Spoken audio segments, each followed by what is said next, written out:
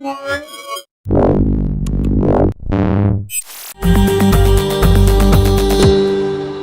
I'm Roland with Mobile Geeks, and we're here at LG at CES 2014, and we're checking out the Intel Core version of the Tabbook 2, which is basically the high-end version of the one that's over there, because this is the Atom-based version, and that is the high-end Core Haswell-based variant of the same device. So they both have a 11.6-inch Full HD screen in there. It's an IPS panel, so you get pretty good viewing angles. If you look from the sides here, the viewing angles are pretty much awesome right there.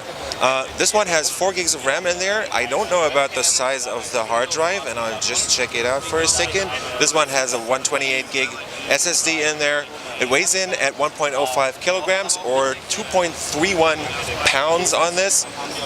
The Core version is actually 16.7 millimeters thick, so it's a bit thicker than the Atom-based one. I'll show you that in a second. They're both based on Windows 8.1, and let's take a quick look at the device itself. We have a webcam up here. We don't know the exact specs because LG hasn't released these yet, so I can't tell you anything about the battery life, but what's special about this device is actually this sliding mechanism. They had that on the Tabbook 1 or the first generation Tabbook 2, so if you hit this button right here where it says push, the screen actually slides up like this, and you'll end up with a 2-in-1 kind of notebook, except you don't get a trackpad on this.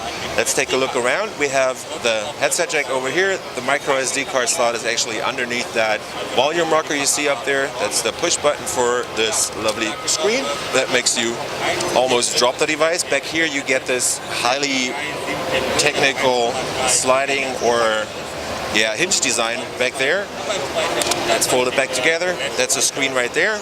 You had nothing on the front pretty much, and on the right you have another speaker plus this button, of which I still don't know what it does. That over here, that's probably the start button or something. That's the power button right here, and on the back you get the power jack plus HDMI out full size, and on this one there's actually 2 USB 3.0 ports, so the Atom version only has one of them.